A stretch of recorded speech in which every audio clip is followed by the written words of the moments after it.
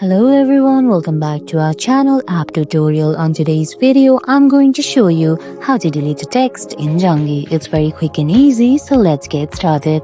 First of all, open the Zangi app on your phone. If you don't have the app yet, you can get it from Google Play Store or the Apple App Store. Once you do that, go ahead, launch the app, then sign in. Now on the screen, you're gonna see options like chat, calls, contacts, and settings.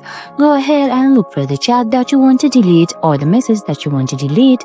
Then swipe left on it. Then you'll see two options there, pin and delete. Select delete from there and select delete from me from the bottom of the screen. Then you'll successfully delete message or text in Zangi. And guys, that's it.